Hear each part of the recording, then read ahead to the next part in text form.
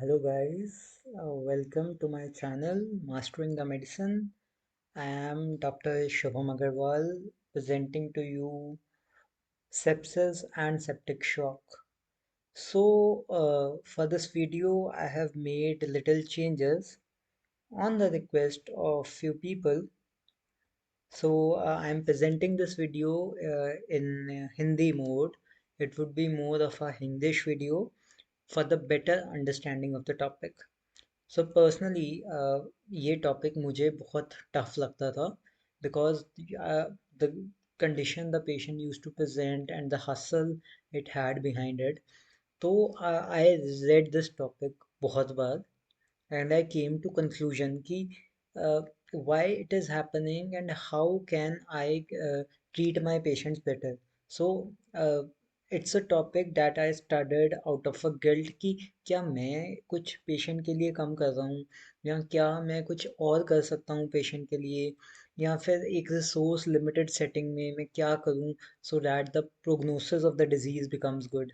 आई know कि septic shock है, mortality होगी, सब कुछ होगी, but then why are we doctor sitting. हमारा यही काम है कि वो 40 से 70% जो मोर्टेलिटी हो रही है उसको रिड्यूस करना.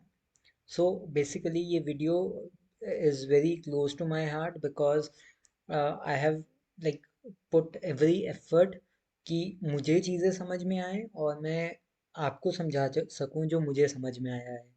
सो थ्योरेटिकल पार्ट को अलग रख सकते हैं, वो हर कोई रीड कर सकता है.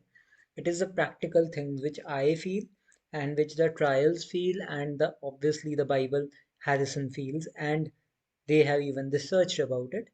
तो चलिए शुरू करते हैं. तो इसके एंड में आई हैव एडेड 4 स्लाइड्स जो पूरी समरी का एक तो जो पूरी इस प्रेजेंटेशन का सार है. तो let's start without wasting any more time. तो first of all we all know कि there is a systemic inflammatory response syndrome S I R S. Though we know कि आजकल एस आई आर एस का इतना importance नहीं है because we have innovated to the next level and this was used away before the many new things were seen. But personally I feel like that this is the most important score जब आप patient को फटाफट you can start the patient on the treatment और आपको पता लग रहा है कि पेशेंट सेप्सिस में जा रहा है और सिस्टमिक इन्फ्लेमेटरी रिस्पॉन्स सिंड्रोम हो रहा है. तो 4 फैक्टर्स देखने हैं: temperature, heart rate, respiratory rate and your W. Temperature patient hypothermia में भी जा सकता है, हाइपरथर्मिया में भी जा सकता है. टैकीकार्डिया होगा how much more than 90 beats per minute. There will be tachypnoea of more than 20 cycles per minute या फिर जब हमने एबीजी उसका ऑर्डर किया तो उस पर PaCO2 will be less than 32. WBCs बहुत ज़रूरी हैं. द पेशेंट कैन बी ना leukopenia still be septic and obviously leukocytosis हुआ तो सेप्सिस तो है ही है. Very important. Normal WBCs with 10% bands of neutrophils, it is also a sepsis score and a very important score, right? चलिए, अब sepsis की definition हमें पता है, सिस्टमिक इन्फ्लामेटरी है, सिस्टम्स इन्वॉल्व होंगे और there will be a multi organ failure. ठीक है, इसके अब 5 वेरिएबल्स हैं जो हम सबको याद होने चाहिए बहुत अच्छे से और समझ के याद होने चाहिए. तो अकॉर्डिंग टू जैसे ही हमने हिस्ट्री लिया पेशेंट का, we will get to know कि उसको कोमॉर्बिडिटीज़ हैं, वो किस कंडीशन में आया है, एक्सीडेंटल है, स्पॉन्टेनियस है, कोई कॉज है उसके पीछे, वो हमने फाइंड कर लिया. फिर हम आएंगे फिजिकल एग्जामिनेशन जो कि फर्स्ट पैरामीटर है जिसमें हम जनरल वेरिएबल्स देखेंगे. ठीक है, इन जनरल वेरिएबल्स में हम टेम्परेचर देखेंगे, हार्ट रेट देखेंगे, रेस्पिरेटरी रेट देखेंगे, यूरिनरी आउटपुट देखेंगे पेशेंट का, राइट. और इसमें हम इडिमा देखेंगे कि there is a more than 20 ml per KG gain of oedema over 24 hours and there is a hyperglycaemia. मैंने क्यों हाइपरग्लाइसीमिया को रेड किया है? बिकॉज व्हाट हैपन इज जब पेशेंट आते हैं ना हमारे पास तो हम देखते हैं कि ओके पेशेंट का जो FBS है इट इज़ मोर देन 140 और हम पैनिक कर जाते हैं, या फिर मोर देन फॉर एग्जांपल 160 170 हम पैनिक कर जाते हैं कि ओके पेशेंट को फटाफट इंसुलिन दो या इसको ट्रीट करो कहीं पेशेंट डीके में ना चला जाए. बट हमें एक बेसिक सी चीज़ याद रखनी है कि जब भी पेशेंट आ रहा है it is a stress on his body. तो वो स्ट्रेस को कॉम्पेंसेट करने के लिए बॉडी ग्लूकोज के लेवल को इंक्रीज कर देती है जिसकी वजह से पेशेंट को हाइपरग्लाइसीमिया है. And it is not due to a diabetic status of the patient specially non diabetics, उसमें उनमें एकदम से शुगर कहाँ से इंक्रीज हो गया, आरबीएस कहाँ से इंक्रीज हो गया। तो we should be very careful कि इंसुलिन को नहीं मेन देखना है, हमने फ्लूइड को मेन देखना है। ठीक है। सेकंड वेरिएबल आ गया इंफ्लामेटरी वेरिएबल, जिसमें हम सीबीसी करवाएंगे। उसमें हम डब्ल्यूबीसी देखेंगे, डब्ल्यूबीसी हायर है, ल्यूकोसाइटोसिस लोअर है, लेस देन 4000, ल्यूकोपीनिया, या फिर नॉर्मल है विद 10% ऑफ अ बैंडविड्थ। फिर हम सीरम ऑर्डर करेंगे, serum CRP and serum procalcitonin. CRP का हमेशा याद रखिए, मोस्ट ऑफ द लैब आपको बताएंगे कि CRP is reactive, CRP is positive. ऐसे रिपोर्ट्स का कोई फ़ायदा नहीं है। रिपोर्ट जो होनी चाहिए वो क्वांटिटेटिव रिपोर्ट होनी चाहिए, and it should be more than 2 times above the standard deviation, तभी उसका मीनिंग है। Similarly, for the procalcitonin, which is a very good prognostic marker for the sepsis, इसकी भी value more than 2, above 2 standard deviations होनी चाहिए। Now ये तो हम सबको पता है। There is one more factor जो हम कम पढ़ते हैं या फिर हमें पढ़ाया ही नहीं जाता, and usually we over see it, और we don't even see it because we don't know it. तो I will discuss it in the further slide, may be the next one, but it is a very important catch and very very I first when I read और मुझे पता लगा था, तो I was like okay fine, I got to know one more new thing. Third variable आ गया haemodynamic variable, simple भाषा में कहें तो बीपी। बीपी, एसबीपी, ठीक है, systolic blood pressure less than 90 है तो डेफिनेटली पेशेंट का प्रोग्नोसिस पुअर होगा। ठीक है। उससे भी अच्छा फैक्टर है अगर आप मीन आर्टीरियल प्रेशर कैलकुलेट कर लो पेशेंट का, that is that should be above 65, but अगर लेस देन 65 है that is a very poor prognostic factor. Third, मान लो कोई पेशेंट आपके पास आता है with BP of 180 and suddenly उसका बीपी ड्रॉप कर जाए टू 120, तो कितने का गैप आ गया, 60 का गैप आ गया। तो अगर मोर देन 50 का गैप आ जाए तो दैट मीन्स कि पेशेंट का प्रोग्नोसिस पुअर है। Then we know it is a multi organ failure. तो सीएनएस से लेके genito urinary every system will be involve. आपको the patient will have a hypoxaemia, arterial hypoxaemia, acute oliguria, that is urine output of less than 0.5 ml per kg per hour for at least 2 hours. Then serum creatinine will be raised by more than 0.5. Coagulation profile will be deranged. INR will be more than 1.5. APTT will be more than 60 seconds. There will be a paralytic ileus with the absent sounds.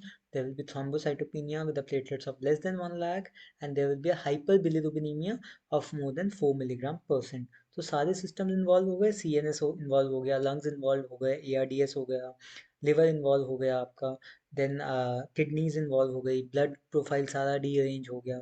तो it is a multi organ dysfunction. Now, the very important factor and the less studied factor which I was talking about is a tissue perfusion variables. तो tissue perfusion variable में हमने serum lactate देखना है patient का। High lactate is a very very poor prognostic factor, तो always try कि हम lactate को सही करें and decrease capillary refill time. ठीक है।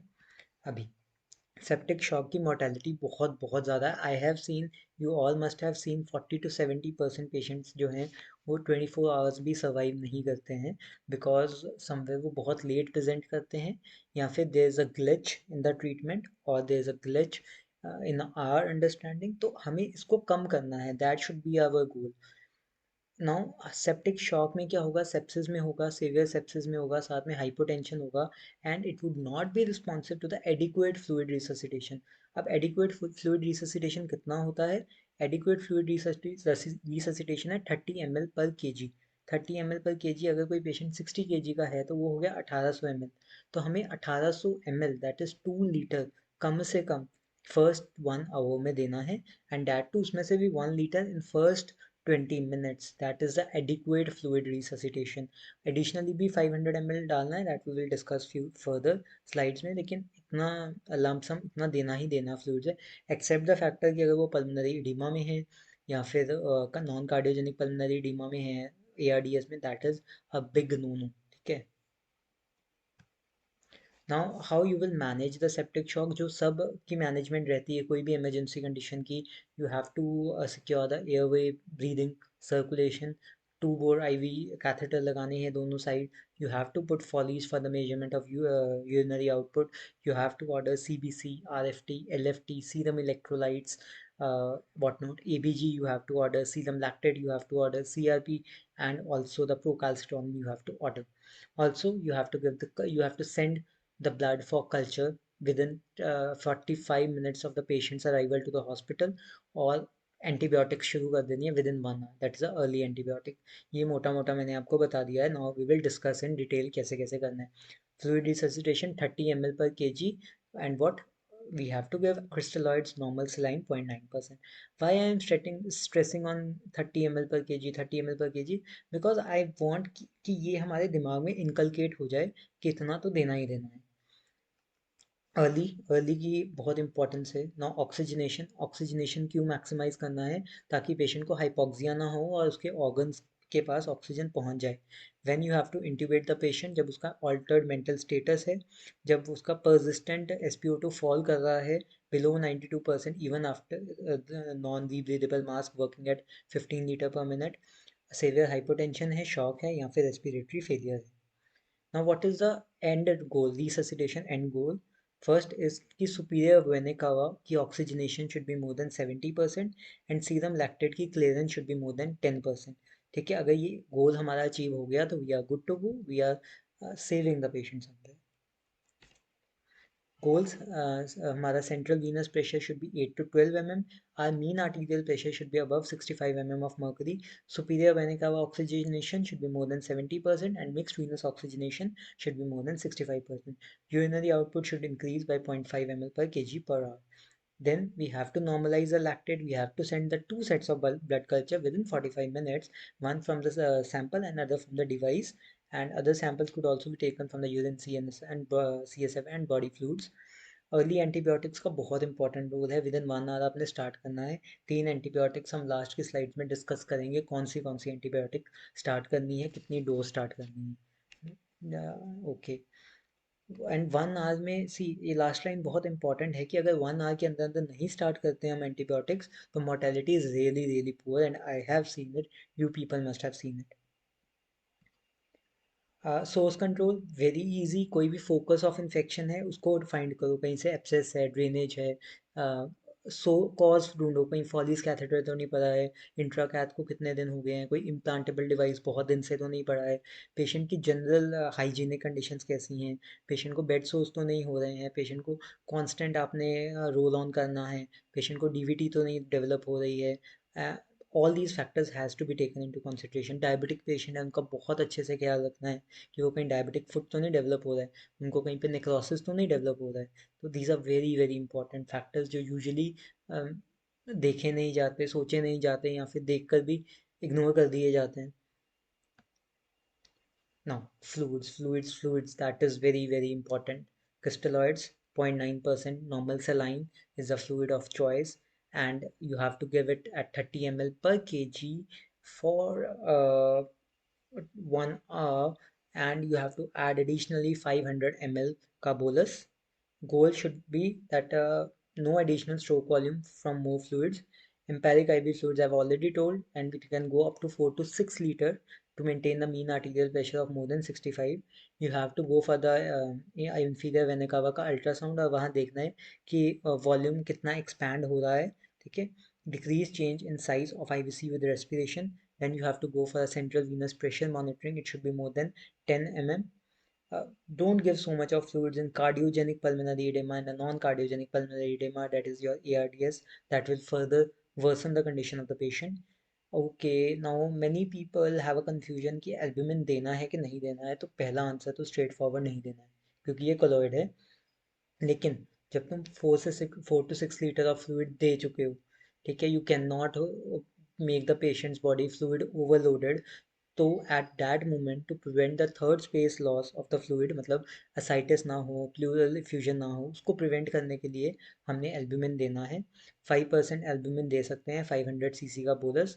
We can go up to 25% albumin. लेकिन क्रिस्टलॉइड्स को नहीं भूलना है ना. Crystalloids are the main treatment. Colloids हैं नहीं है ये नहीं कहना कॉलॉइड्स नहीं थे तो we could not manage the patient. You can give, but नहीं भी है तो कोई प्रॉब्लम नहीं है. Fluids are good to go था. Mean arterial pressure is 2/3 of systolic blood pressure plus 1/3 of diastolic blood pressure. Vasopressor very very important, कितना वेजो pressure देना है, कौन सा वेजो प्रेशर देना है और कब देना है। तो देखिए, पहले तो हमने फ्लूइड ही देना है, ऑक्सीजन दे दिया, फ्लूइड दे दिया। अब उसके बाद क्या, आपने 1 घंटा देखा, अभी भी जो मीन आर्टीरियल प्रेशर था that is less than 65 and SBP is less than 90, तो now you need to take a step कि आइनोट्रॉप्स तो ऐड करने हैं।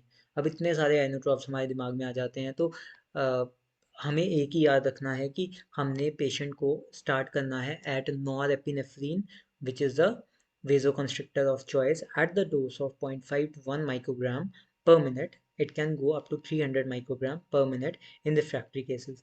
द गुड पार्ट इज ये वेजो कंस्ट्रिक्टर करता है और हार्ट रेट के ऊपर ज़्यादा इफेक्ट नहीं डालता है। सेकेंड लाइन, अगर नॉन एपिनेफ्रीन नहीं है या it's not available, you can give epinephrine is a second line of drug to be given at 2 to 10 microgram per minute. अब ये भी नहीं है या फिर है और आपको अभी भी नहीं मिल रहा है, you are not getting what you want, तो फिर उसके साथ आप वेसोप्रेसिन ऐड कर सकते हो 0.04 units per minute IV. It is a add on therapy, not the only therapy. Okay, then dopamine we know इसके 3 डोसेज होते हैं, low dose, intermediate dose and high dose. Low dose जो होता है of 1 to 5 microgram per kg per minute, वो सिर्फ आपका renal blood flow increase करता है, तुम्हारा यूरिन आउटपुट अच्छा हो जाएगा। Intermediate dose that is from 5 to 15 microgram per minute, that will increase your renal blood flow for sure, but उसके साथ कार्डियक कॉन्ट्रैक्टिलिटी भी थोड़ी बढ़ाएगा, कार्डियक आउटपुट भी थोड़ा बढ़ाएगा। बट जो हमें चाहिए एट दिस लेवल कि उसका वेजो कंस्ट्रिक्शन भी हो और ब्लड प्रेशर बढ़े, उसके लिए डोज हमें चाहिए more than 15 microgram per kg per minute. Phenylephrine is not given these days, reason उसका ये है कि इससे बहुत ज़्यादा एरिथमोजेनिक पोटेंशियल रेज होता है और पेशेंट एरिथमियाज में चला जाता है। प्लस सी द डोज बहुत हाई है, 40 to 60 microgram per minute IV. Lactate clearance हम यूज़ कर सकते हैं at the place of superior vena cava oxygenation. See कितना इजी हो गया, लैक्टेट क्लियरेंस देख लो, otherwise superior vena cava oxygen देखने के लिए आपको इन्वेसिव प्रोसीजर यूज़ करने पड़ेंगे। आईवी फ्लूइड्स या पेशेंट में रिक्वायर में क्या मस्ट है और एडिशनल तो चाहिए ही है। Inotropic support at the later stage, dobutamine can be added at 5 to 20 microgram per kg per minute. अगर कैल्शियम लो है तो आपको रिप्लीट करना पड़ेगा, अगर एच पी लेस देन 7 ग्राम% है आपको रिप्लीट करना पड़ेगा, so that oxygen delivery tissues को बढ़ जाए, और हमारा टारगेट रहता है 8 to 9 ग्राम पर डेसीलीटर। मैकेनिकल वेंटिलेशन इसलिए करना है ताकि वर्क ऑफ ब्रीदिंग कम हो जाए और पेशेंट का जो पल्मोनरी मेटाबॉलिक लोड है, जो उसके लंग्स के ऊपर लोड आया हुआ है, एक्सेसरी मसल्स बहुत ज़्यादा यूज़ हो रही हैं, वो ना यूज़ हो। Corticosteroids, if you ask me once कि देना है कि नहीं देना है, से डोंट गिव। बट अगर आपने फ्लूइड दे दिया, बीपी नहीं बढ़ रहा है, आपने आइनोट्रॉप्स दे दिए, बीपी नहीं बढ़ रहा है, आपने एडिशनल ऐड ऑन कर दिया वेसोप्रेसिन, अभी भी नहीं बढ़ रहा है, then we give corticosteroids at 100 microgram per 100 milligram IV per day, and it can go up to TDS or 6 hourly dose. Lung protection, ventilation, prevent high tidal volumes and high PEEP because it will explode the alveoli. Give the tidal volume of 4 to 6 ml per minute, and give the assisted control mechanic mode of ventilation. Match the PEEP with FiO2 and maintain the SpO2 of SaO2 arterial oxygenation of 88 to 95%. Okay, very important. I have labeled it with red again. ये नहीं देखना है कि PaCO2 बढ़ रहा है तो we have to be aggressive. Permissive hypercapnia is allowed in these patients. Glucose control कब करना है, जब आरबीएस हमारा more than 180 milligram per percent हो, पर डेसीलीटर हो गया, उससे पहले ज़रूरत नहीं है। बाइकार्बोनेट नहीं देना है, तभी देना है अगर pH is less then 7.5। DVT profile axis के लिए लो मोलिकुलर वेट हेपेरिन दे दिया। स्ट्रेस अल्सर प्रोफाइल एक्सिस के लिए पेंटाप्रोजोल एसिलॉक ऐड कर दिया। सेडेशन देना है बिकॉज पेशेंट बहुत रेस्टलेस होता है। डीआईसी ट्रीट करना है, न्यूट्रिशन देना है, टोटल पैरेंटल न्यूट्रिशन देना है पेशेंट को, in which you have to include 80% of the carbohydrates and 20% of the proteins, and usually the dose remains 1.2 to 2 gram per day per kg per day। But अगर CKD का patient है, CLD का patient है, तो dose reduce कर दो to 1.2 ग्राम पर kg per day in case of CLD and 0.8 gram per kg per day in case of CKD। Now I was telling you that there are 4 slides अब जो आगे आएंगी, जो हैंड रिटन है, summary है, take the screenshots and paste it. These are very very important slides from the Harrison, antimicrobials देने हैं। अगर पेशेंट सीवियर सेप्टिक शॉक में आ रहा है आपके पास, तो 3 एंटीबायोटिक्स ऐड करने हैं। एक पिप्टास, just that is piperacillin tazobactam, second is cefepime, and the third one is a vancomycin. Now piptaz की डोज होती है 3.75 to 4.5 ग्राम every 6 hourly. अगर patient have a deranged RFTs, the dose is halved, almost. You do it 2.25 gram IVTDS or something like that. Then there's a cefepime 2 gram IVBD. If the patient is, if the patient is allergic to beta lactams, we add azathioprine, we add ciprofloxacin 400 mg twice daily, or levofloxacin 750 mg once daily. You can also add meropenem, give the loading dose of 1 gram every 8 hourly, or give TDS dose, and or you can give imipenem, cilastatin का combination at 0.5 gram every 6 hourly. Very important, add vancomycin. पहले loading dose add करो 25 to 30 milligram per kg, then give the maintenance dose of 20 milligram per kg twice daily. In case of neutropenia, give cefepime, give meropenem or imipenem cilastatin, give piptaz, add vancomycin. With that, if there is a severe mucositis or skin infection, also you can add a tobramycin, vancomycin, and the caspofungin. If the patient has undergone a splenectomy, add ceftriaxone. If resistant, add vancomycin. Also add levofloxacin, moxifloxacin, and vancomycin. Let's talk of the summary. Resuscitate किया, crystalloids दिए 30 ml per kg per hour within first 3 hours. Avoid giving starch, avoid giving gelatins. Target the mean arterial pressure of 65 mm. Never forget serum lactate uh, levels. It should be normalized. First vasoconstrictor of choice is norepinephrine. Second is epinephrine. Uh, should be used with the intent to reduce the dose, titrate the dose as we move further. Avoid dopamine. Suggested dopamine when IVF vasopressors are already given and we don't have any other choice. PRBC देना है when HP is less than 7 gram per deciliter. Infection के लिए first 1 our के अंदर अंदर blood culture के 2 samples भेज दो, 1 आवर के अंदर अंदर अर्ली एंटीबायोटिक्स शुरू कर दो, and daily assessment of D escalation start करो. Respiratory support at a tidal volume of 6 ml per kg, higher PEEP if it is severe ARDS. Pruning हम सब ने देखा है कोविड में प्रोनिंग ने कितनी ज़्यादा हेल्प की है. It opens your posterior alveoli, neuromuscular blockade for 48 less than 48 hours, and then reduce. Fluid strategy, spontaneous breathing trial, patient invasive ventilation पे है, try to bring him on NIV अगर वो maintain कर रहा है, try to bring him on NRBM अगर वो maintain कर रहा है, try to bring on simple mask, nasal prong, and then on a room air. breathing exercises का रोल बहुत ज़्यादा है, बहुत ज़्यादा है. spirometry करवानी है पेशेंट से.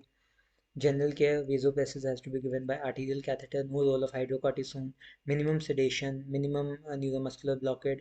Insulin only started when RBS sample is more than, random blood sugar is more than 180 milligram percent. Prevent DVT, prevent GI bleed. Care and prognosis has to be very well explained to the family. We have seen what are the indications of mechanical ventilation, and in unstable patient never go for NIV. What are the newer adjuncts which are under the trial? They have started developing anti-lipopolysaccharide, anti-pro-inflammatory drugs, recombinant activated proteins. Okay, there's no role of IVIG, there's no role of statins. So yes, I hope you liked my video, and it was a Hindi English ka mixture so that everyone can understand it well. So I enjoyed the session personally, and I hope you also enjoyed the session. So if you want more of such videos, please subscribe to my channel, like it and comment it, share with your medico friends so that they can take advantage of it. Thank you. Please write down the topics you need videos on. Thank you.